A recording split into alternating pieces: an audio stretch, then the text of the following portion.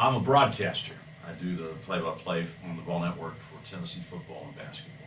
And so when did you attend the university here? Came here as a freshman in 1972. I walked on the football team and played for a little bit, and then got serious about my studies. Got involved while I was here working with the AA baseball team, the Knoxville Blue Jays at that time. They were actually the Knoxville Sox way back then. They were the White Sox.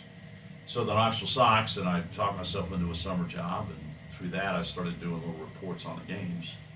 And then the next thing you know, I got hired by a radio station, and it just kind of took off from there.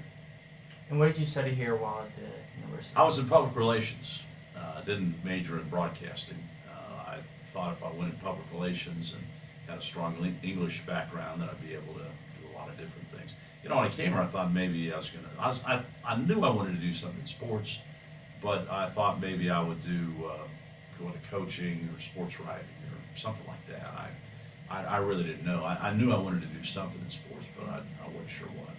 So did 19 or 20-year-old Mr. Bob Kesling ever think that he would ever be the voice of the Vols? Never. I mean, that was never within my wildest inclination back then. I was just trying to figure out what my English class was and trying to figure out how to get through school and, you know, do all that stuff that teenage guys do when they get to college. So, no, I don't think you can come here. You know, even when I started working in the business at WIBK Radio and then went to Channel 10, back in 1980s when I went to Channel 10, it was never in my vision that I could ever do this job or be here and get the opportunity to do it. So, so I felt very fortunate and blessed when they asked me to do it. What did you feel when you were told you were getting the job as the voice of the Vols, essentially? Well, it was humbling. It was, you know, we haven't had many since 1951. There's only been George Mooney, John Ward, and now me for, you know, over a half century.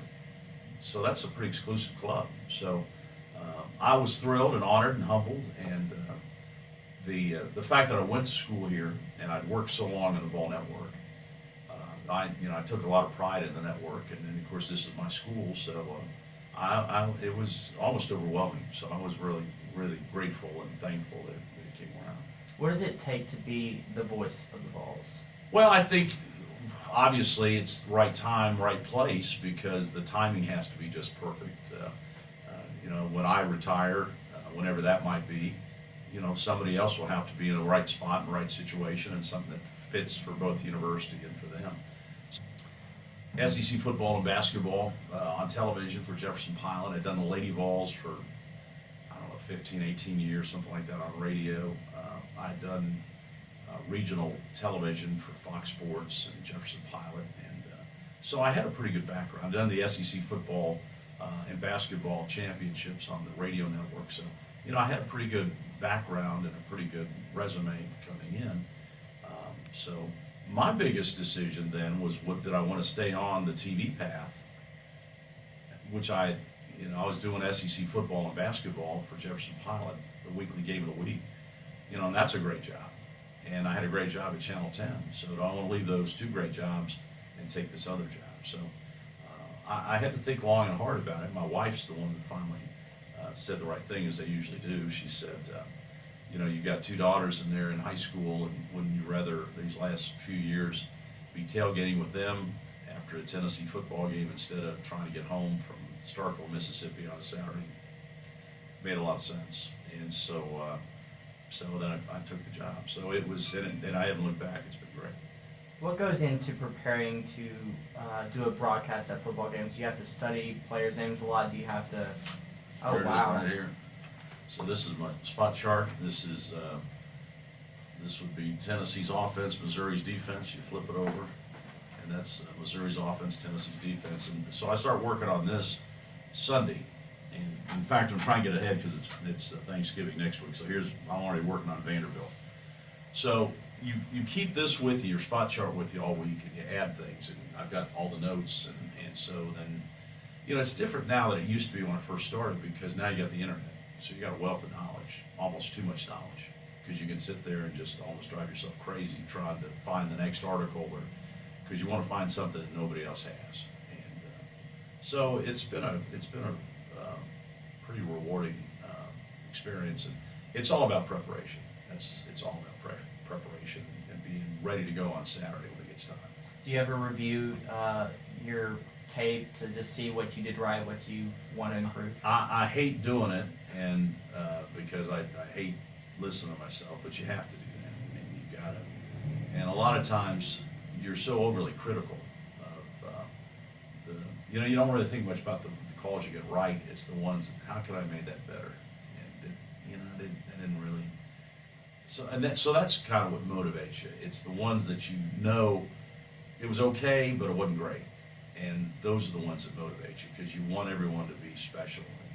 Because they're gonna play them back, and now you hear George Mooney's calls, and we play them. We have flashbacks, so each week on the radio network. So in 25 years, they're gonna flash back to when we beat Georgia here, and they're gonna dredge up my calls.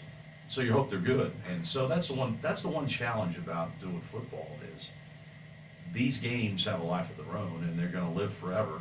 And so you get one shot to get it right, and you want to get it right if you can. So that's what motivates you every week, and that's why you get the butterflies on Saturday, because you know that this could be the next great play. I mean, Evan Berry could return the opening kickoff Saturday at Missouri. Well, you better be ready in case he does it, and be prepared and all those type of things. So that's what motivates you as a play-by-play guy. So do you always pre-play plays just to, You can't do that. Mm-hmm. No, if you do that, it sounds like you did that. Mm-hmm. If you do it where it's just kind of natural, then that's the best way to do it. So that's how I do it. Do you have to learn that over time? No, I don't know if anybody ever told me that. I just thought it was kind of silly to sit there and try and rehearse something that hadn't happened yet. So you got to, it's much better to be spontaneous. And it's like catchphrases, and everybody says, "Well, what's your catchphrase?" Well, I don't know what my catchphrase is. One time if you say something and people repeat it back to you, that means they must like it. So use it again if you can. And John Ward always used to tell me, steal as much as you can from everybody else and make it your own. And that's a pretty good philosophy, too. And I think a lot of broadcasters will tell you, they'll listen to other guys and they'll go, well, that's pretty good. I might try that. So, but if it doesn't work for you, then you got to do something else. First game you've ever called, what was going through your head? First game, it's kind of funny. I was doing, I guess it was high school football I did first. And I was working at WIBK, and well, I'll go back to this. I used to, when I was go to bed at night, I'd have the transistor under the pillow, and I'd listen to the Reds game. When that was over, I'd flip it over to Bob Prince and listen to the Pirates game, because they were competing with the Reds. And then that game was over, I'd flip it over, listen to Jack Buck and Harry Carey from KMOX in St. Louis. Back then, all was Clear Channel AM stations. So, and then basketball, being there in Dayton, Ohio, you listen to the Flyers, and then you had Cincinnati and Ohio State, and Indiana and Purdue, and you could get all those on your radio. And so at night, it was like this was before ESPN and television and stuff. And so it was like a smorgasbord. You were just able to listen to everything. And so that's when I kind of got the bug. And of course, I played sports in high school and consumed with that.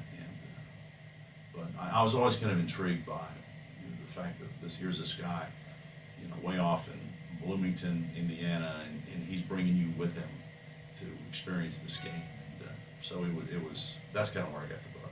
First game, I guess it was a high school game that I did, Farragut High School back in the mid '70s, and then was when they started doing Lady Vol games. John Ward was the first voice of the Lady Vols, but his schedule got there were too many conflicts, and so then they asked me to take over, which I gladly did. So that's kind of how I fell into that. So I've been fortunate. A lot of people in this profession, they have to pick up and move their families all the time. They go from one place to another, and they've got 20 spots on their resume before they finally land someplace. We've been in the same house for 30 years, I think. I've been able to stay here and work here, and hadn't had to uproot the family, hadn't had to move the kids to different high schools.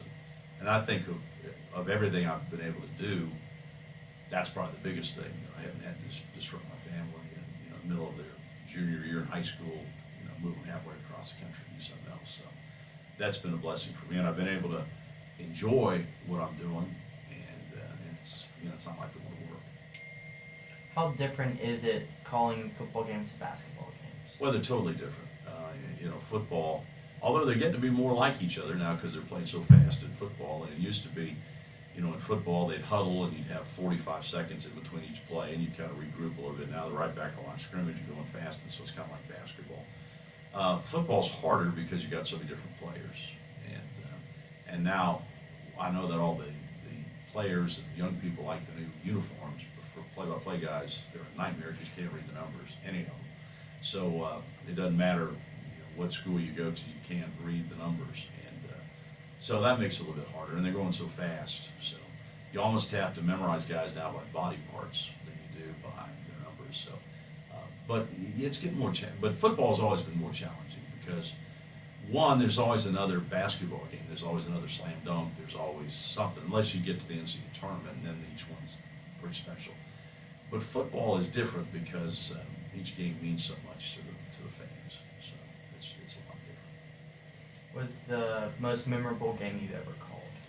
Well, one of the ones, my favorite games, there's a lot of them that stand out. My favorite game was the 6 overtime game here against Arkansas when Casey Clausen hit Jason Witten right down the middle of the field to win it in 6 overtimes, and then maybe the 5 overtime game at Alabama, and again Casey Clausen was involved with that.